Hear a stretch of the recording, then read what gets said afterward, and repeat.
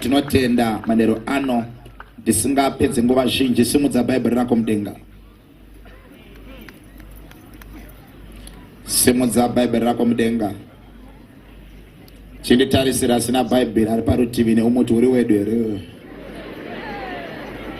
kana utapindirwa. Numbers chapter 14. Numbers chapter 14 verse number 28 only. Numbers chapter number 14. Numbers chapter number 14 verse number 28 only.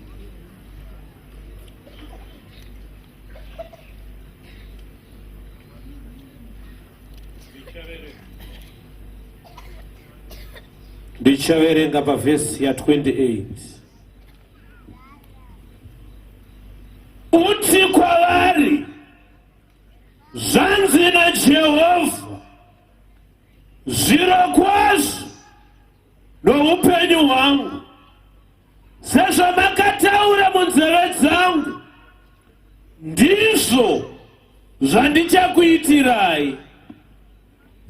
Job chapter number 22 verse number 28.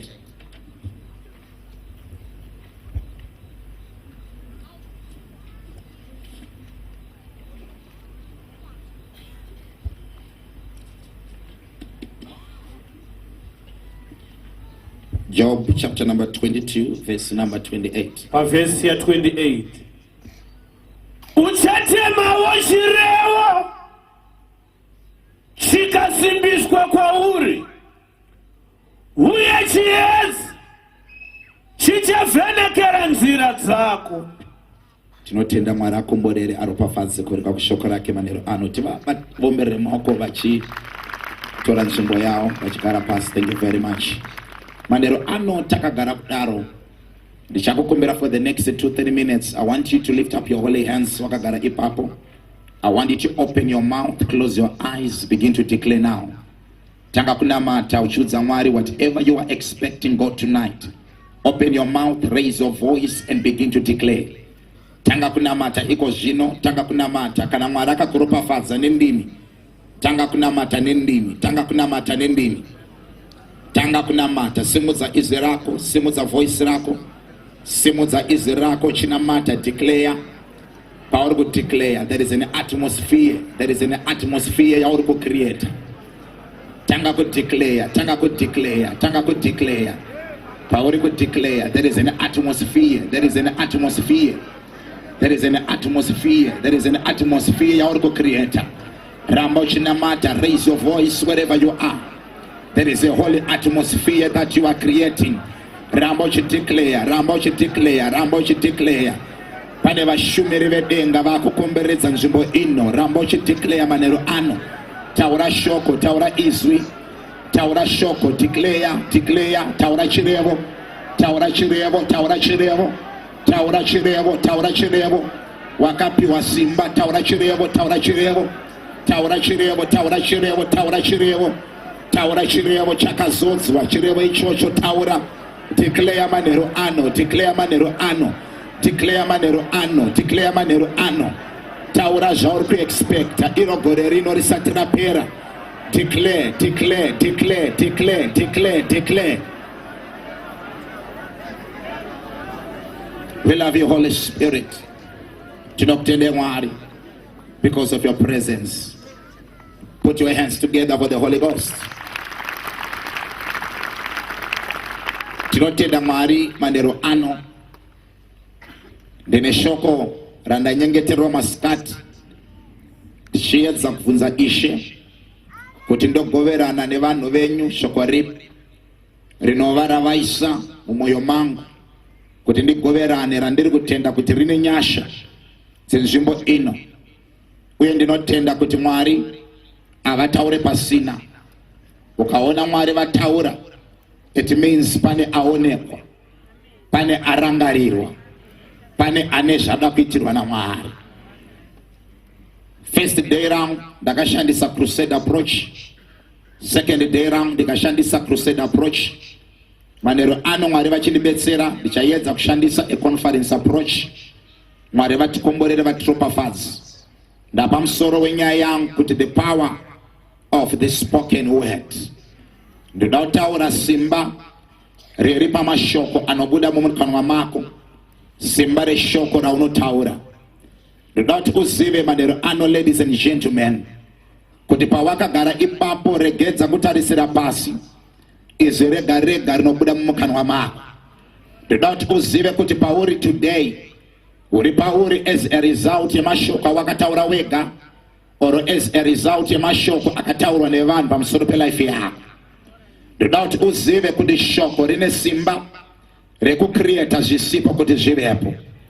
Ndoda kuti uzive kuti pawakagara ipapo, you are the architecture of your life. Kureva kuti une simba rekudekoreta zvese zvaunoda kuti zviitike muupenyu hwako. Une simba rekucontrola ma-events ose aunoda kuti aitike mulife yako. Ndoda kuti uzive kuti shoko rega rega raunotaura rine simba uye rinoudza pundutso muupenyu hwako.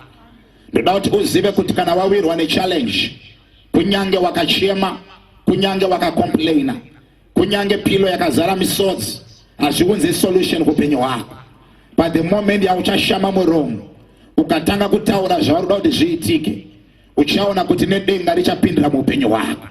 Ndoda kuti uzive kuti kunyange ukaverenga bhaibheri ukaramba wakanyarara ukarichengeta mumwoyo mako, iro shoko ravachengeta rina simba rekuchinja ma-events mulife yako. But the devil is scared and frightened nekuda kweshoko rega rega rinobuda mumukanwa mako. Bhaibheri ukariverenga muna Joshua uchaona kuti anoudzwa naMwari kuti meditate this book of law day and night, and let it not depart out of your mouth, so that you can make your way prosperous. Kureva kuti Joshua ari kunzi kana waverenga shoko raMwari chiri meditata, but regedza kuperera pakuri meditata. But kana wapedza kuri meditata chitaura zvaunoda kuti zviitike.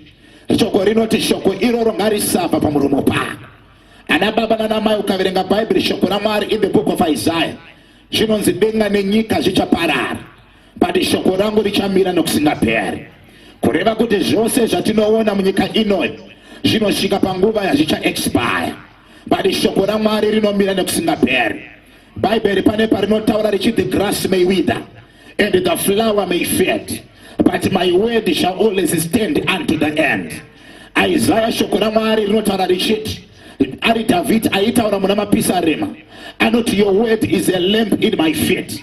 Kureva kuti paunofamba shoko raMwari ndiro rambi, ndiro rinesa chiedza munzira yega yega yaunofamba nayo. Ukaverenga mushoko raMwari muna muparidzi Ecclesiastes pane paanotaura achiti where there is the word of a king there is power. Wakaverenga Revelation inotaura ichiti we are priests and we are kings. Now shoko roti where there is the word of a king there is power.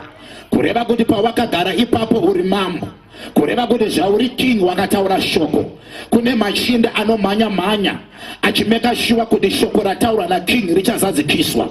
Kureva kuti every time kunyange wakadeclare shoko, you might not feel it in your body, but ziva kuti munyika yomweya kune vatumwa vanomhanya mhanya vachimeka sure kuti shoko rega rega ravataura rinoitika. Wakaverenga bhaibheri shoko raMwari Jesu pane paanotaura kuvadzidzi vake anoti I have made you clean through the word that I have spoken unto you. Wakaverenga zvakare Jesu pane paanotaura anotaura achiti you shall be condemned by the words that you speak, and you shall also be justified by the words that you speak. Kureva kuti justification yako ichaitika maringe neshoko rega rega rinobuda mumukanwa mako. Wakaverenga bhaibheri shoko raMwari muna Proverbs zvinonzi bhaibheri ukariverenga rinoti the power of life and death it is in your mouth.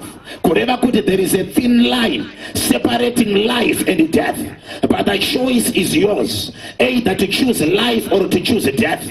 But uno choose maringe nemashoko aunotaura muupenyu hwako. Wakaverenga bhaibheri muna vaRoma pamusoro pesalvation zvinonzi the word is not far away from you, the word is in your mouth and in your heart. sei shoko rainda mumwoyo mako. David anoti shoko renyu ndakarinzwa ndikariviga mumwoyo mangu kuti ndiregedze kukutadzirai. Uye wakaverenga Proverbs pane paanotaura anoti guard your heart with all diligence because out of it are the issues of life. Sei shoko richienda mumwoyo mako.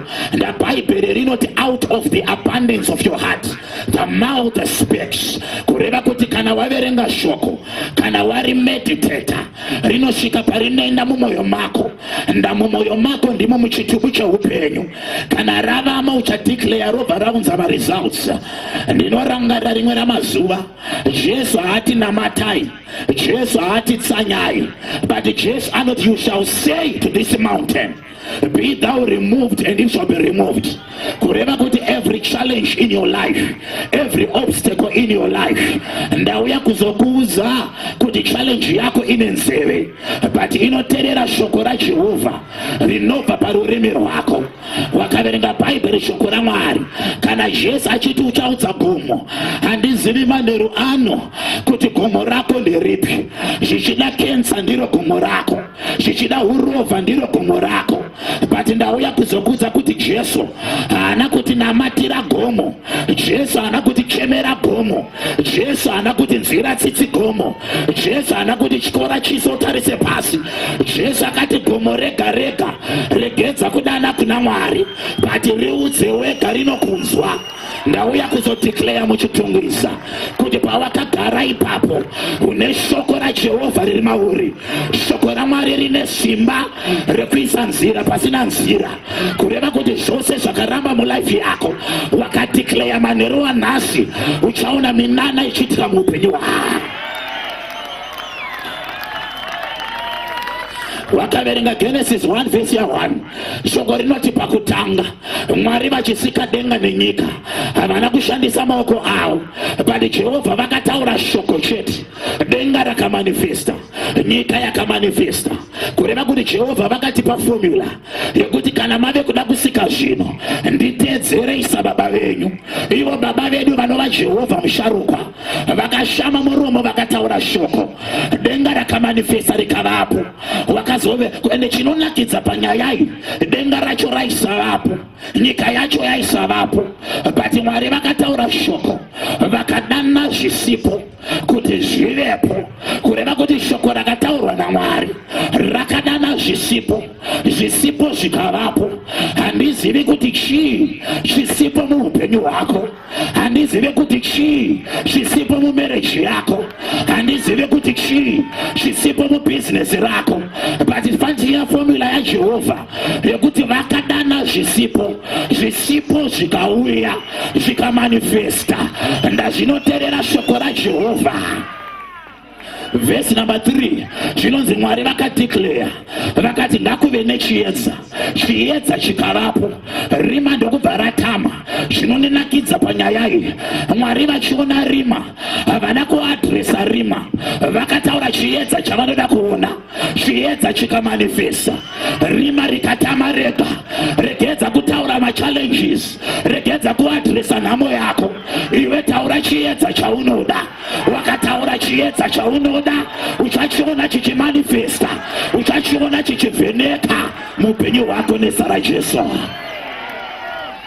Bhaibheri ukariverenga zvinonzi Mwari vasika zvavakasika, vakasika Adamu, vasika Adamu vakamusika on the 6th day and on the 7th day shoko rinoti God rested. Ndinoda kuziva kuti Mwari sei kubva day number 1 makasika zvamakasika, day number 2 makasika zvamakasika, kusvika paday number 6 but hapana musi wamakazorora, but paday number 6 pamakasika Adamu shoko rinoti day number 7 makazorora.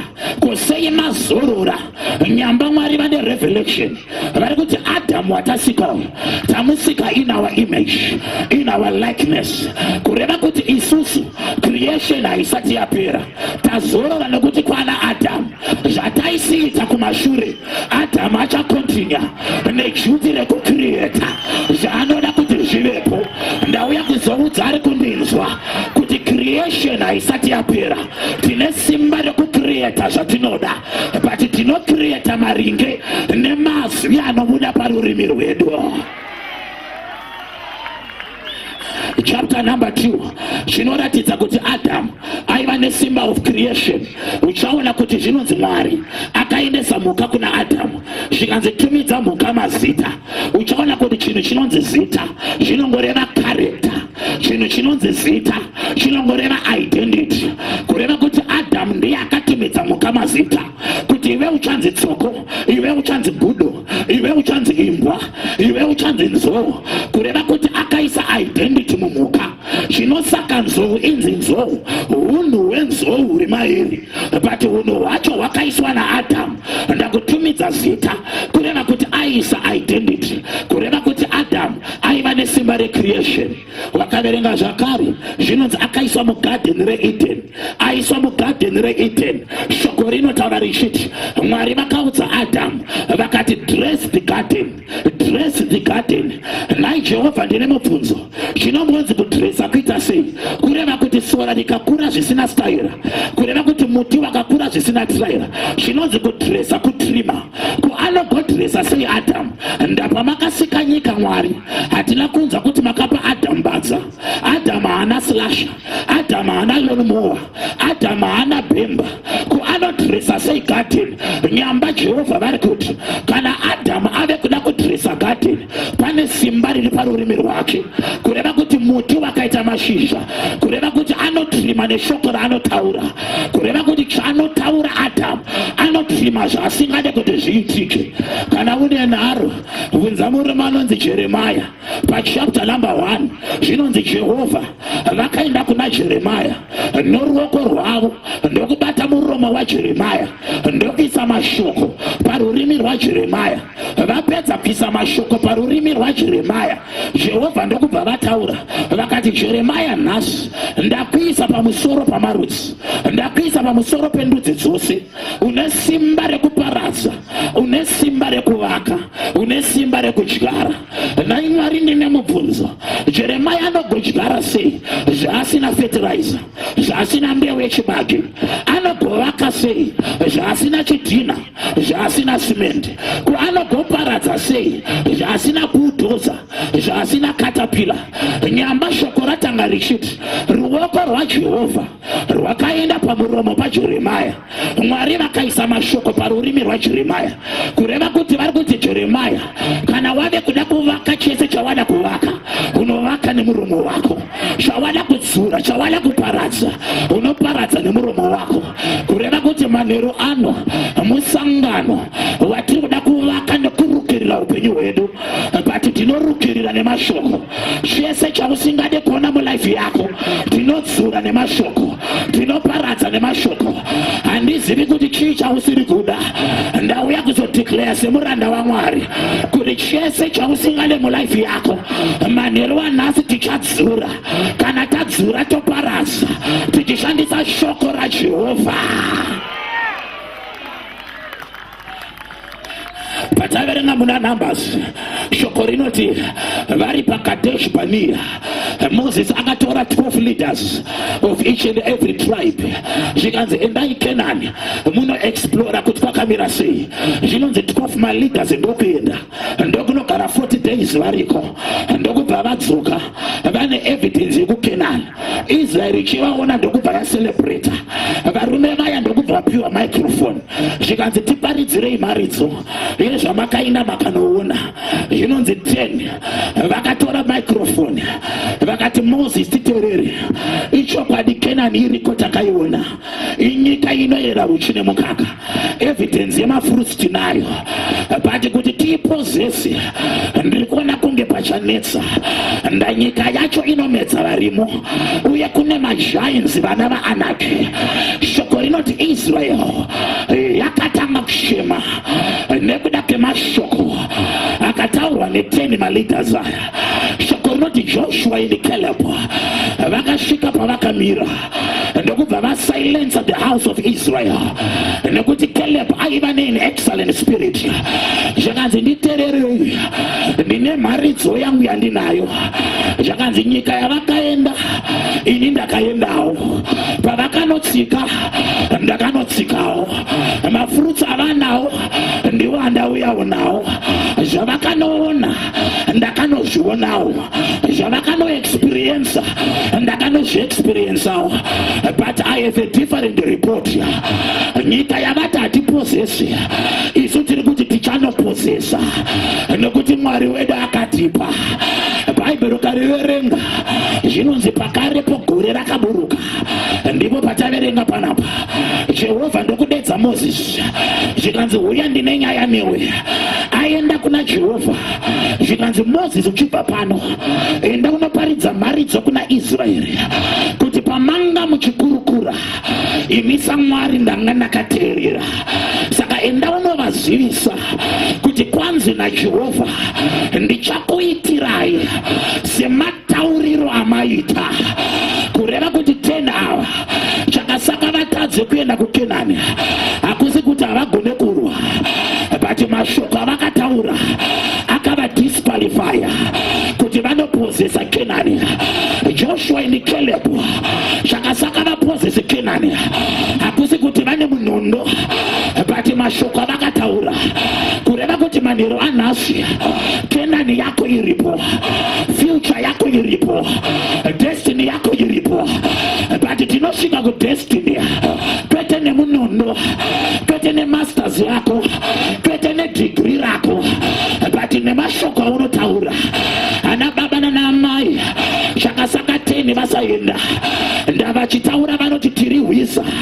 Hakuna hwisa inomwa mukaka, hakuna hwisa inodya uchi. Saka zvavari hwisa ngavafire murenje.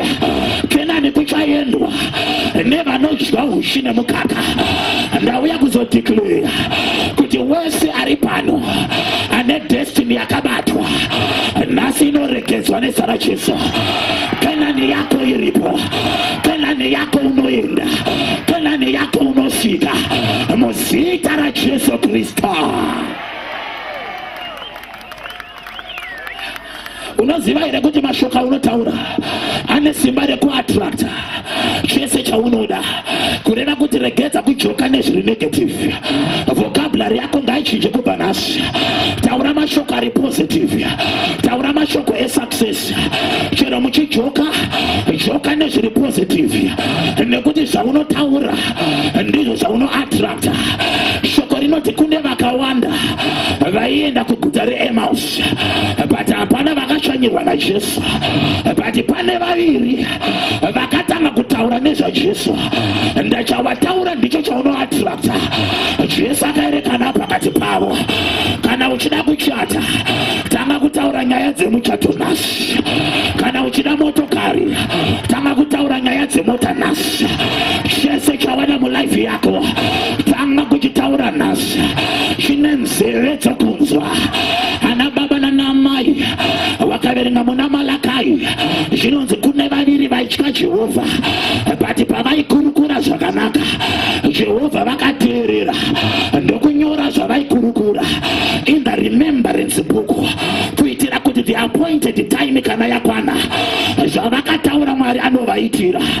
Ana baba nana amai kune bhuku riripo rinonyorwa zvese zvaunotaura, kureva kuti there is your season, there is your appointed time, yekuti kana yakwana chese chavakadeclare chinotanga kuitika mulife yako. Pane vanhu vari pano wachema kenguva yakareba, waungudza kenguva yakareba, pama 10 days wakatsanya, but ndauya kuzodeclare. Pane bhuku randiri kuona riri kuzarurwa manheru anhasi. Pane zita rako randaona richidomwa nevatumwa kuti munana uitirwe mhuri yako. Hazvine mhosva munana wanonoka. Manheru anhasi ndinomira saGaina wedenga. Ndauya kuzokuinjusa kuti uzvare chawakatakura. Ndakamira pano ndinodeclare, ndinobvarura mweya wedelay, mweya unononodza zvinhu zvako kufamba. Ndinoarresta manheru anhasi nezita raJesu Kristu akandidana. ndoparidza here manheru anhasi. Shoko rinoti Lazarus arwara, shoko rakaenda zvikanzi Ishe wamunodisisa arwara, wamunodisisa arwara. Kune vanhu vari pano vari kufunga kuti Jehovha vafuratira. Ndauya kuzokudza manheru anhasi kuti you are not forsaken, you are not forgotten. Nda Lazarus aidiwa naJesu. Zviri kunzi wamunodisisa arwara, kureva kuti anodiwa naJesu anogona kumborwara, anodiwa naJesu anogona kumbodzingwa basa, anodiwa naJesu anogona kumbofoira kuVIT. Ndawamunodisisa arwara. Shamwari zvino kana zvadzvanya hazvireve kuti denga rakufuratira. Ndati naLazarus akarwara but achidiwa naJesu. Shona wacho anodiwa. Jesu akadhileya ne4 days.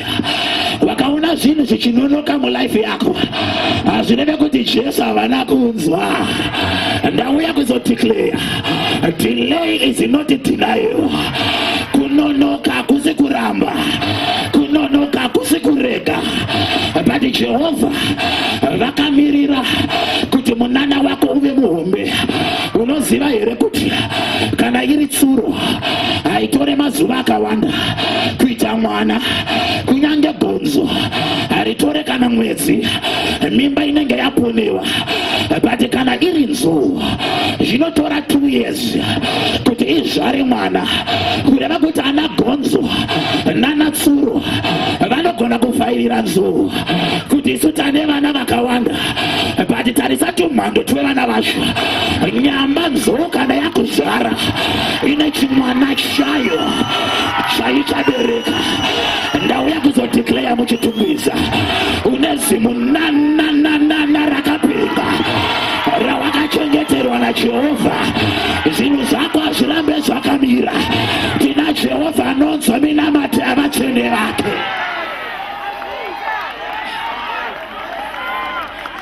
4 days dzapera. Jesu ndokudza vadzidzi akati handei Bethani. Zvikanzi naPeter kunoitei, zvikanzi handei tinomutsa Lazarus. Zvikanzi kunomumutsirei, zvikanzi naJesu nokuti avete.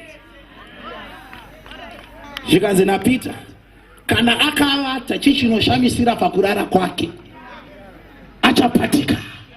Kureva kuti muvhokabhulari yaJesu hamuna chinhu chinonzi kufa. Jesu ndokubva abva palevel yake yeumwari ndokuenda palevel yevadzidzi. Zvikanzi Lazarus afa, zvikanzi kana afa handei. Vasvika pabwiro raLazarus. Shoko rinoti Jesu achimira pabwiro raLazarus, chokutanga chaakataura akati vananya kuisa dombo, bvisai dombo renyu ramakaisa. Manheru anhasi makorokoto wauya pano. Pane vanhu vakakucherera gomba iwewe, pane vanhu vakaisa dombo vakati zvarova. But ndakamira pano ndauya kuzodeclare kuti vananya kuisa dombo, bvisai dombo renyu ramakaisa. Vacho vakakusunga ngavasunungure pacho pavakasunga. Dombo rabviswa. Chinzwa prayer yaJesu manje. Akatarisa kudenga akatambanudza maoko. Chinzwa prayer yaJesu. Baba ndinokutendai nokuti makandinzwa uye munogara muchindinzwa. Lazarus come forth. Ndiri kureva manheru ano chakasaka Jesu aite prayer yakadaro. Ari kuti Baba makandinzwa, ari kuti paya handina kuti Lazarus afa ndakati avete. Saka makandinzwa, saka chakavata chinopatika. Ndauya kuzodeclare manheru anhasi dambudziko rako harina kufa iwe. Ndati rakavata, chakavata chinopatika manheru anhasi. Ndauya kuzodeclare Lazarus angaura, Lazarus angakunhuwa, Lazarus angava nehonye. Chakafa chakamuka muvakafa. Manheru anhasi ndakamira pano did not declare the resurrection anointing. Chese chakafa mu life yako ndinoti ngachimuke nezita raJesu. Masivi anga akagarirwa ndiri kuona wiki riri kutevera vachikutyaira runhare kuti uya kuinterview zvakamboramba kwemakore. Resurrection anointing. Ndakamira munharaunda dzezvomweya. I see you rising up sebukira nyoro pavhu rakaoma. Zvacho zvakanzi hazviite ndiri kuona zvako zvichiita iwewe nezita raJesu Nazareta. Ndiri kutsvaka vanhu vari violent, vanhu vari radical, vane misoro inodziya kunge giza, vanoti men of God, let us surprise the devil. The devil is a liar. Chese chaakabata nhasi anotochiregedza chete. Chese chaakamedza anotochirusa chete nezita raJesu akandidana.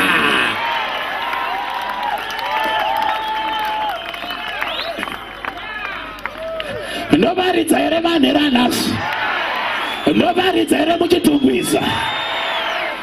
Unoziva here kundichiparidza kudai madhimoni muchitungwiza akutongwenda, n'anga dzemuchitungwiza hana dzavo dzakutorova, madhimoni akutokanda mapfumo pasi. Ndari kuziva kuti chabvunduka. Haiwa kani upenyu hwako urambe wakadaro iwe. Zvako zvinotoita chete naMwari andituma muchitungwiza. Rimwe ramazuva vadzidzi vari mubhoti, chinonzi bhoti raifamba vachienda kwavaenda. Jesu asara mugoma achinamata. Mhepo ndokusumuka, dutu ndokusumuka. Rasimuka vaendese kumapasita vanonamatirwa. Dutu ndokubva rasimuka. Nawo rasimuka dutu, shoko roti vadzidzi vakatanga kuchema nokuti chikepe changa chakunyudzwa nedutu remhepo. But vachichema kudaro, shoko rinoti Jesu wakatanga kutevera. Dutu rimwe chete riri kuvachemedza. Jesu aifamba pamusoro paro. Ndauya kuzokudza vanhero anhasi zviri kuchemedza vamwe muZimbabwe, iwe vazvisi kuzokuchemedza nezita raJesu. Zvinonzi Jesu apadhuze, vakafunga kuti dzangaradzimu, vakafunga kuti chipoko. Zvikanzi naPita, ndimi here? Zvikanzi naJesu, ndini. Zvikanzi naPita, okay ndimi. Zvikanzi ndini. Zvikanzi naPita, kana muri imi, kana muri imi, kana muri imi, taurai shoko kuti ndiuye. Kureva kuti Pita ari kuti kunyange ndaziva kuti ndini, pasina shoko handiuye. Kana muri imi, taurai shoko ndiuye. Zvikanzi naJesu, come. Pita ndokubva abuda mubhoti. Jesu akamira pane Bhanabha. Pita ndokutanga kufamba pamusoro pemvura. Mvura imwe chete yambenge ichida kuvanyudza ndiyo mvura yakatanga kufamba pamusoro payo. Achienda kuna Jesu, kureva kuti Pita aisafamba pamusoro pemvura, but aifamba pamusoro peshoko rataurwa naJesu.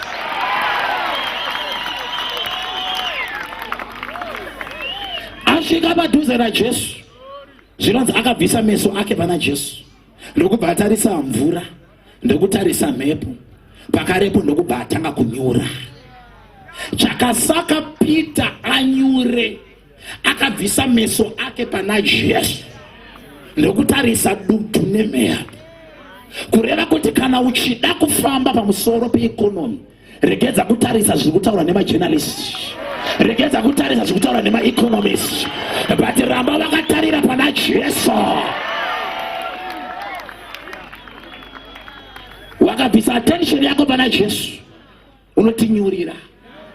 But thank God akanyura padhuze naJesu, nekuti Jesu Bible roti akatambanudza ruoko rwake. Ndaidai akanyurira kure Jesu asatambanudza ruoko, but Jesu pakutambanudza ruoko kureva kuti Pita anyurira padhuze naJesu, kureva kuti nokuti wauya paexplosion inoyi, kana wakangwara wakachinjira kubva nhasi ichida mberi, dzidzira kutaura zvinhu zvikuru, dzidzira kutaura zvinhu zvihombe, dzidzira kurota zvinhu zvikuru. Kunyange zvikaramba, nyurira padhuze naJesu. Kureva kuti wakati ndiri kuda kuimba kuBorodale, zvikaramba unonyurira kuMount Pleasant Heights. But wakati ndiri kuda kuimba paHoughton Park, zvikaramba unotinyurira paMbari. Saka taura zvinhu zvikuru, ronyurira padhuze naJesu Kristu. Ndauya kuzoudza munhu ari pano, zvinhu zvako zvinotoita chete wakagona kutaura shoko raJehovha. Bhaibheri ukariverenga rinoti Jehovha vakashanyira Abrahama vanengirozi pamba pake, nyamba mukadzi wake anga ari bhareni. Shoko rinoti vapiwa sadza vadya, vachinon'ona mazino netoothpick. Zvinonzi Sera anga ari mukicheni achisuka maplates. Zvikanzi nevatumwa, mukadzi wako aripi? Zvikanzi ari mumba ari kusuka maplates. Zvikanzi naJehovha, gore rinouya nenguva ino mukadzi wako anenge achiyamwisa mwana. Hapana altako yakaitwa, hapana kuturika ruoko kwakaitwa, hapana holy oil yakashandiswa, hapana handkerchief yakashanda, hapana spiritual father akasevenza. But shoko rakataurwa chete rakakonzeresa kuti Isaac aberekwe. Chinonakidza nyaya yacho, padzinotaura wacho anotakura mimba Sera anenge asipo, anenge ari mukicheni. But kunyange asipo, but mbereko yakaresponda kushoko rakataurwa naJehovha. Shamwari, zvichida murume wako hapa akaenda kusmall house, tikadeclare tiri pano, kwaariko kwanoresponda. Business rako harisi pano, tikadeclare tiri pano, rinoresponda kwariri. Shamwari, pane tsumo yandakanzwa yekuti chembere nzenza zvakatangira kumahumbwe. Wakazoona chembere yakupoda, yakupfeka miniskirt, yakuenda mubhawa, hazvina kutanga yachembera, but zvakatanga ichiri pwere. Ndiri kurevei manheru anhasi, kana wave kuda kusimuka muupenyu hwako, hazvitange wachena bvudzi mumusoro. Nezera rako iroro tanga kudeclare kufuture yako isati yasvika. Ndiri kutsvaka vanhu manheru anhasi vanodeclare kuna November asati asvika, potsera shoko kuna December asati asvika. Paunozosvika December, shoko rawakataura uchariwana rakagomerera. Ana baba nana amai, shoko rega rega rawakataura hausi kuzofa kusvikira raitika. Thank God une hope dzavakarota. Chese chavakarota chiri kuzoitika nezita raJesu Nazareta. Ndakamira pano ndinodeclare, tine madzimai vari pano vakatsanya. Nhasi ndauya nemhinduro yako, Jehovha vari pano pachitumbwiza nezita raJesu Nazareta. Wakachema kwenguva yakareba, but bhuku yangu inoti weeping may endure for a night, but my joy comes in the morning. I am here to declare a new chapter in your life, a new season in your life. There is a change of your story, there is a change of your level, there is a paradigm shift. Irikitwa na Jehova manheru anhasi nezita raJesu Nazareta. Ndinoti uzive kuti pane simba pa spoken word, pamashoko unotaura. Unoziva here kuti vakoma vaDhavhidhi vari kuhondo naSauro nemasoja vari kuhondo, 40 days variko, hapana munondo wakakandwa. Goriathi aingotaura shoko chete. Aripo here anoda kurwa neni, vese wabvatiza, kureva kuti 40 days yaive hondo yemashoko. Yaive hondo yemazwi. But thank God, Jese wakatuma Dhavhidhi. Dhavhidhi ndokubva aenda akati, am I not here for a cause? Ndiri kuzvitenda manheru anhasi, I am standing here for a cause. Mistake yakaita Goriathi, akazotaura taura shoko Dhavhi asvika mistake yaita mamhepo akutevera pano azokutevera isu tasvika pano. Unotenderwa kuya nechikwambo pano pakrusedi but hautenderwe kudzokera nacho. Chese chauya pano manheru anhasi ndatocapture nezita raJesu Nazareta. Nhasi hatina sarudzo yealtar call, whether unoda kana kuti haude. Chero wakabhainda ndinotoridzinga dhimoni rako nezita raJesu weNazareta.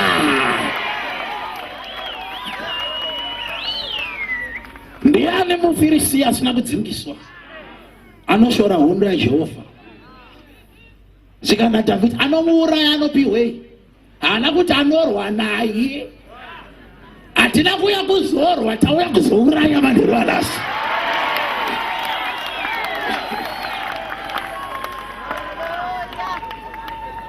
Aendeswa kuna Sauro. Chinzwa Sauro zvikanzi mufana wauri kuda kurwa naye Goriati murwi wehondo kubva paudiki hwake. Iwe waita mudiki. Zvikana Dhavhidhi, mam, problem yamaita imwe chete. Munoziva CV yaGoriati but hamuzive CV yakachaya kanogara munyika yenyu. Kureva kuti David akaita, he encouraged himself in the Lord.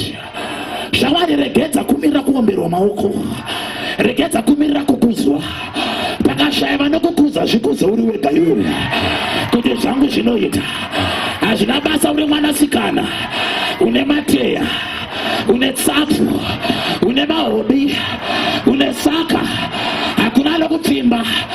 Bali paunodzokera kumba kwako manheru anhasi unozvitarisa pamira uti I'm fearfully and wonderfully made. Ndati zvikuze uri wega mwana wechitumbisa. Shere usina motokari, chingotanga kutyaira steering mumhepo uchitsika-tsika accelerator. Ndoparidze manheru anhasi ndauya kuzodeclare kuti chero wakaenda kwaVID ucharovera padrum iwewe, hautadze parallel parking iwewe. Zvako zvinotoita naJehovha nekuda kwenyasha dzemusangano unoya. Makorokoto wauya pano unodzokera une shura kumba kwako iwewe, unodzokera washanduka iwewe, unodzokera wachinjwa iwewe nezita raJesu weNazareta. Zvikanzi naDhavhi, mambo kana ndanyatsokunzwisisai, mati Goriati murwi wehondo kubva paudiki hwake. Zvikanzi neniwo futi ndiri murwi wehondo kubva paudiki hwangu, ndiri kumafuro ndichifudza makwai ababa kune hondo yandairwa ndiri koko. Bere raiti rakauya rikada kubvuta gwai rangu, ndairibata nendebvu dzaro ndobva ndaribvarura. Zvikanzi Mwari mumwe chete akandirwira pamukanwa webere, ndiye Jehovha mumwe chete achandirwira pana Goliathi.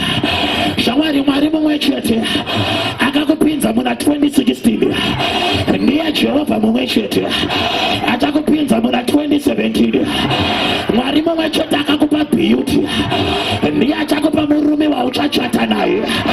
Mwari mumwe chete akakupa degree, ndiye achakupa basa rauri kutsvaka iwewe. Mwari mumwe chete akakupa driver's license, ndiye achakupa mota yauri kuda iwewe. Bhaibheri rangu ukariverenga rinoti iye atanga basa rakanaka pauri akatendeka kuti aripedzise. Zvatangwa naMwari hachiperere panzira, zvatangwa naMwari chinotopera. Project yako haiperere panzira. Manheru anhasi ndinobreka tsika yechibhoyi yekuti wapedza kuvaka imba wobva wafa. Iwe you are not going to die. Uchavaka dzimba dzakawanda iwewe, uchavakira vana vako dzimba iwewe nezita raJesu Kristu weNazareta.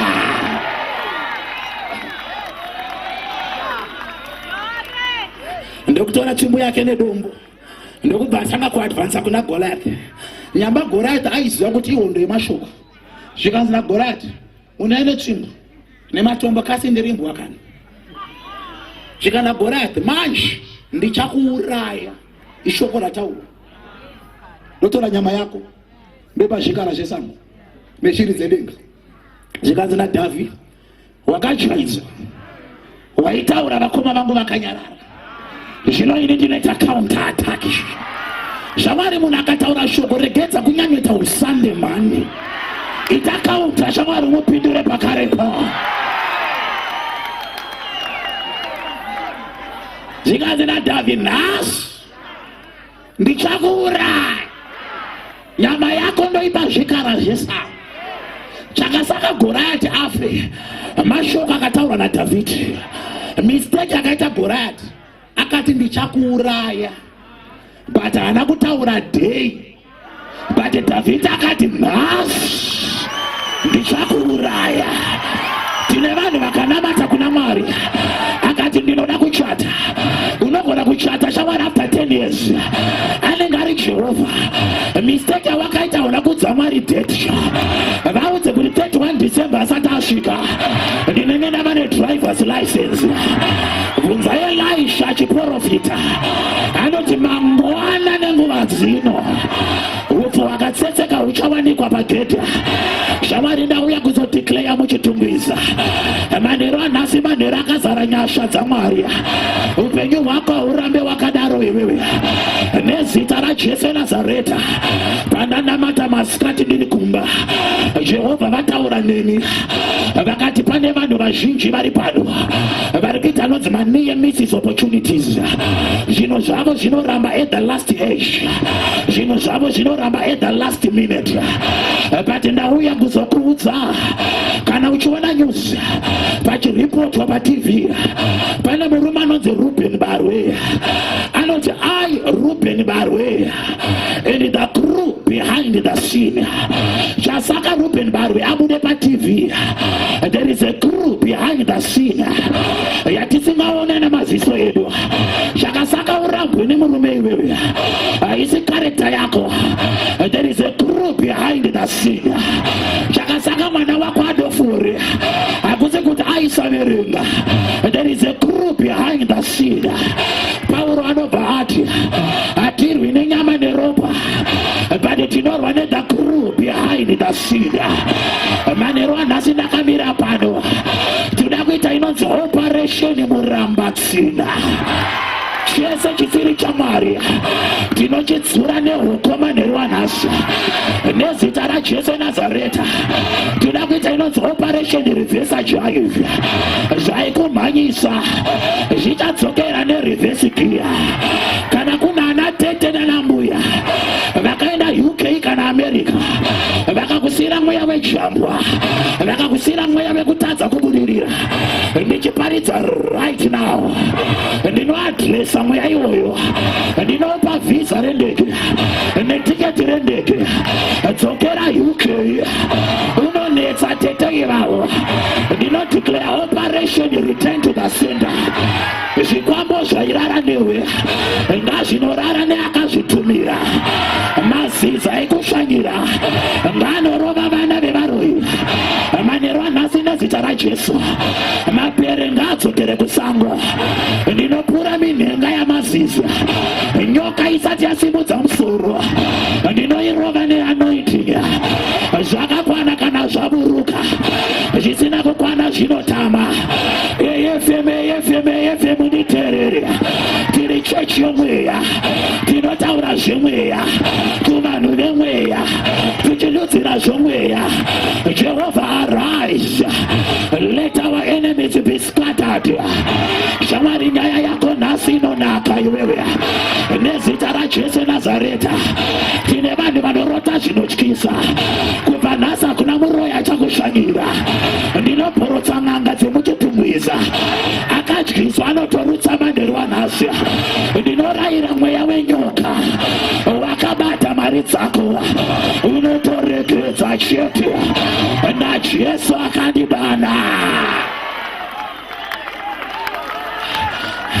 Bhaibheri ukariverenga rinoti tsumoi makaiwana kupi yekuti vana baba vadya mega kanovava vana vova ugugu mweya yose ndeyangu kureva kuti amwa doro rake ngaadhakwari yega akaromba zvikwambo ngaakwadzwe nezvinhu zvake. Bhaibheri rangu rinoti achera gomba rake iye ngaawire mugomba rake. Ana baba nana amai, ndinoenda kumasango anonzi anoera, makaitwa marituals, mumapako makamiswa maaltars. Nhasi ndinoparadza nezita raJesu. Hari neropa ndinoitsemura. Ndiri kuona ndiro yemuti yakaiswa fodya yemuti yakutanga kutamba right now. There is a resurrection anointing. Mazita akaiswa mumabhodhoro. Ndinotsemura bhodhoro iroro nezita raJesu Nazareta. Waitwa matsikirira iwewe, matsikirira ngaanotsikirira akatumira naJesu akandidana.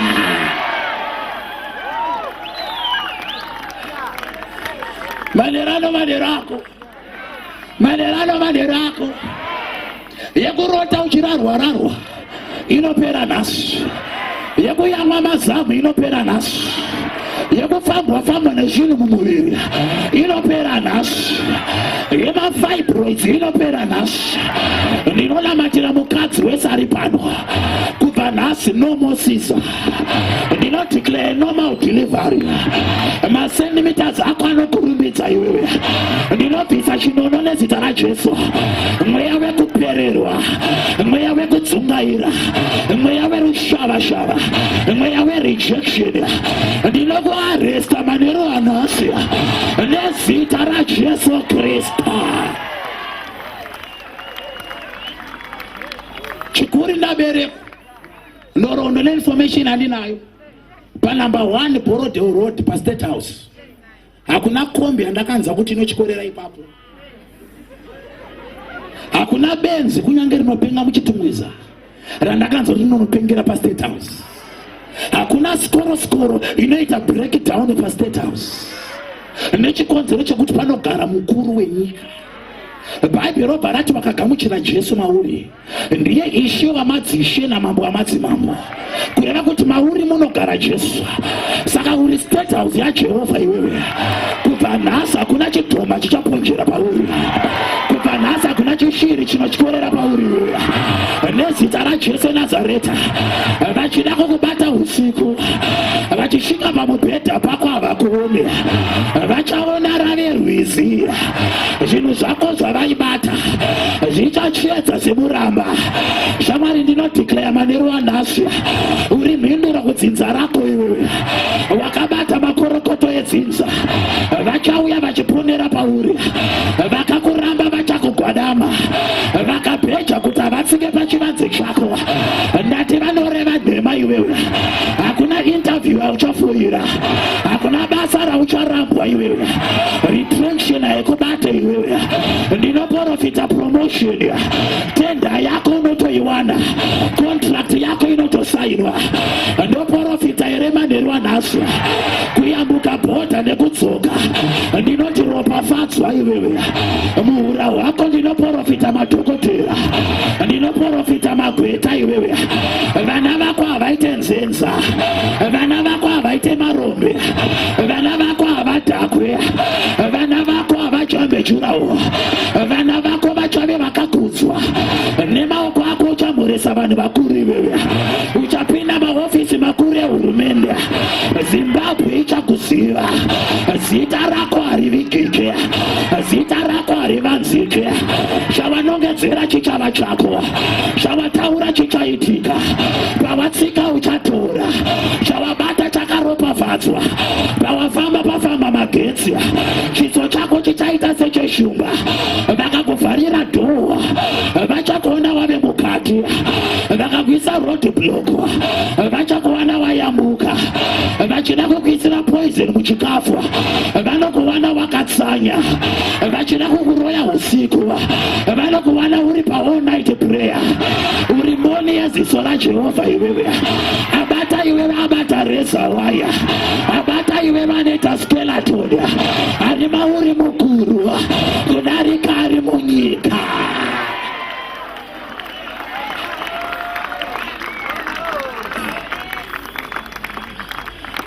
Regeza kutarisa zera ravo.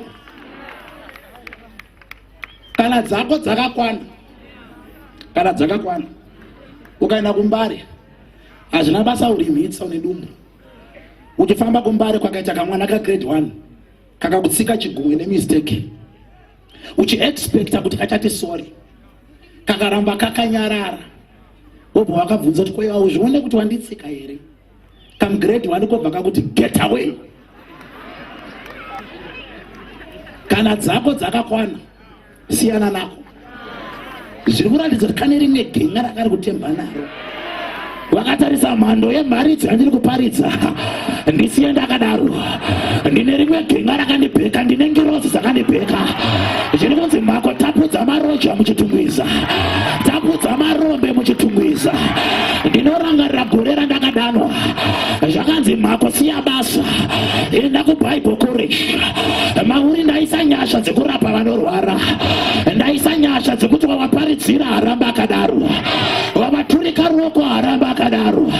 Nemharidzo yawanzwa manheru anhasi, you are graduating shamwari, haurambe wakadaro, zvako zvinotoita chete.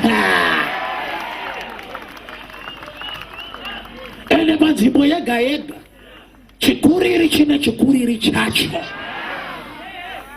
Bvunzane motokari akasvika parobhoti riri red, motokari inomira, kureva kuti robhoti chikuriri chadarika motokari. Ngachikuriri chine chikuriri chacho. But robhoti rakaramba riri red, kwakauya ambulance ichiridza siren inokrosa pared robot, nokuti chikuriri chine chikuriri chacho. But siren yakaramba ichifamba muroad, motokari dzichienda parutivi, pakauya motaketi yava mugabe, ambulance inopaka paside, nokuti chikuriri chine chikuriri chacho. But motaketi yava mugabe yakasvika panjanji, kune chitima chiri kuuya, inopaka masaidi, ndachitima hachina mabreki. Manheru anhasi ndapiwa nyasha dzechitima, hapana chinomira munzira yedu. Nyoka dzavo tinouraya manheru anhasi, mapere avo tinouraya manheru anhasi, mazai emazidzi anokreka, madhiro akanzi avhurwe nhasi tinovhura, zvavakaisa puhozi tinotumira moto. Hazvina basa ndinawo kama newe, ndinoenda kumusha kwako manheru anhasi, chabvonoka muchitungwiza. I declare deliverance nezita raJesu. Ndinouraya midzimu yavanoshandisa, pavakasunga nhasi tinosunungura. Ndauya kuzoroyonora vese vakaroyiwa, zvako zvinonaka chete. Restoration is your portion. Anodzoseredza makore akadyiwa nemhashu, akadyiwa negwata gwata.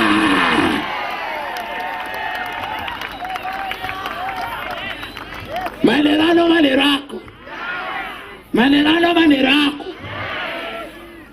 Ndiri kuchinhoi, ndisati ndadanwa ndiri mwana wesangano. Tave nemusikana wachena matana yanzi Michelle, aichata musi 25 December. Then musi wa 22 December anatete vake ndokuenda kun'anga yekuhurunge kuMash West. Vaenda kun'anga vaida kuti mwana wehanzvadzi asachata. Vachisvika kun'anga zvikanzi nen'anga mapinda nebhutsu, saka dzokere kwamabva. Maiwe zvangu madurani.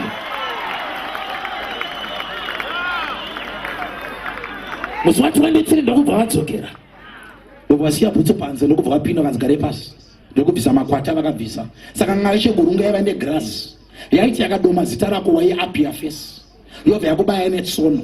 Saka paunobayiwa netsono panotanga kuchuruka ropa pagrasi, kwauriko kwaibva wafira ikoko.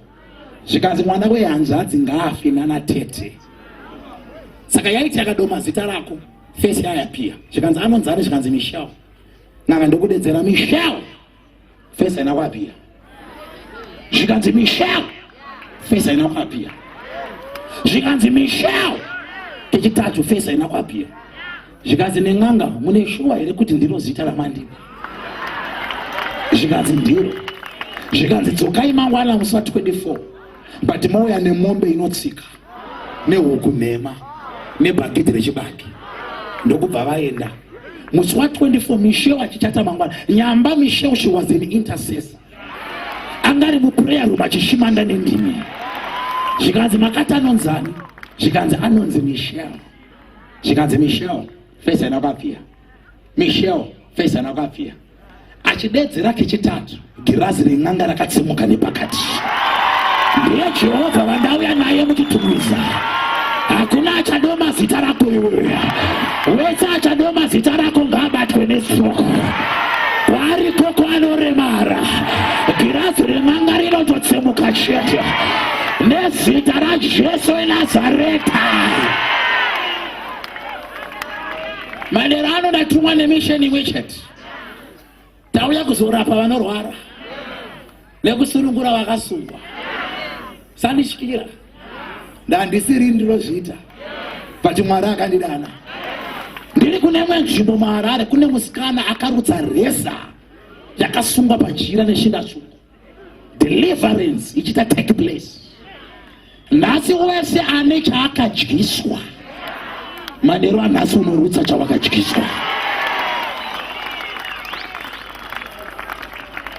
Dhimoni rako parakapinda napo ndopari kubuda napo manero anhasi.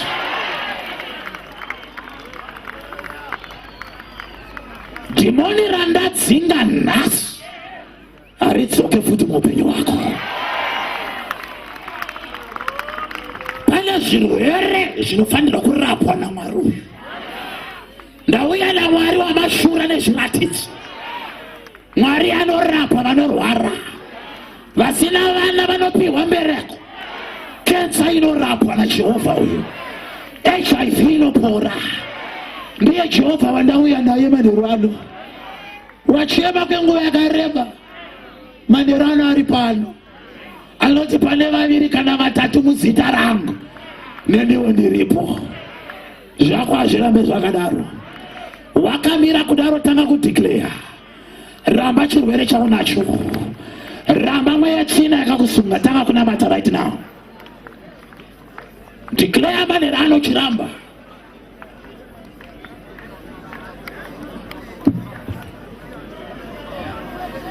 Simudza izwi rako uchideclare. Declare manheru ano.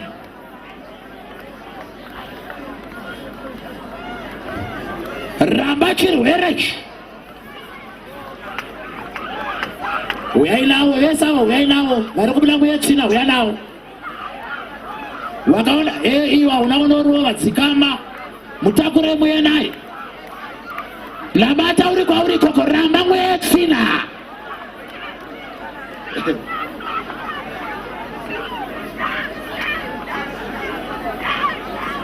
Mwari wapa Azusa ari pano.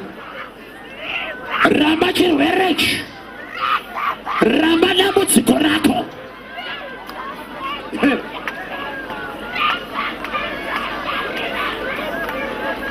Mugarise pasi. Ramba uchinamata. Resist the devil and the devil shall flee. For the weapons of our warfare are not carnal. They are mighty through God to the pulling down of strongholds. Ramba jambo akauri kokoko.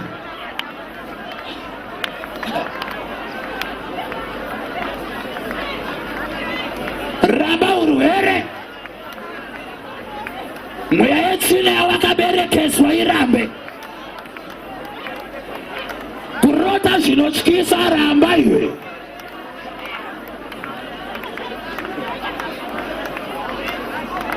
Ramba uchinamata, simudza izwi rako. Namata uchitaura moto wamweya mutsvene. Taura moto pabhizinesi rako. Taura moto pamereji yako. Taura moto paeducation yako. Taura moto uchiti vana vangu havasupplementi.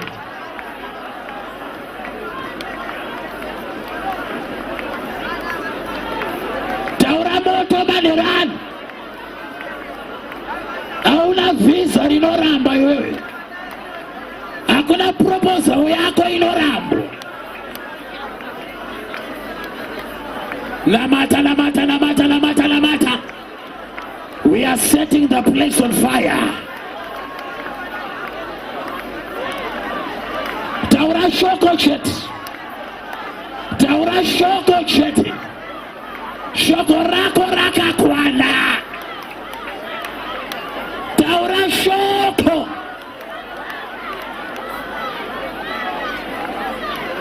Yeketelele boshakata la bahata. Yendele boshia kata pakata.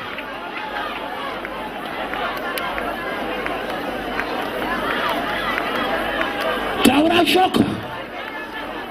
Taura shoko. Taura shoko.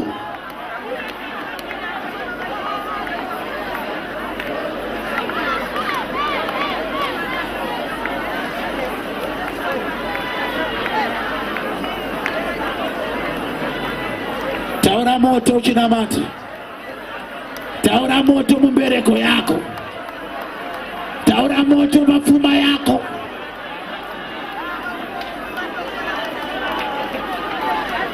Iye Jesu aripa. Iye Jesu aripa.